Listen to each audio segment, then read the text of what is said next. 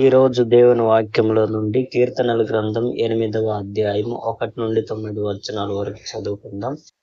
యెహోవా మా ప్రభువా, ఆకాశములలో నీ మహిమను కనపరచువాడా, భూమి అందంతటా నీ నామం ఎంత ప్రభావం గలది. శత్రువులను పగ తీర్చుకొని వారిని మాన్పివేయుటకై నీ విరోధులను బట్టి బాలుర యొక్కయు చంటి పిల్లల యొక్కయు స్తుతుల మూలమున నీవు ఒక దుర్గమును స్థాపించి ఉన్నావు.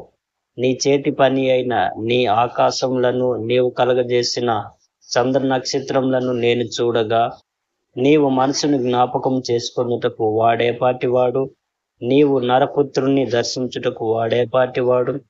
దేవుని కంటే వానిని కొంచెం తక్కువగా చేసి ఉన్నావు. మహిమా ప్రభావములతో వానికి కిరీటం ధరింపజేసి ఉన్నావు. నీ చేతి పనుల మీద వానికి అధికారం ఇచ్చి ఉన్నావు.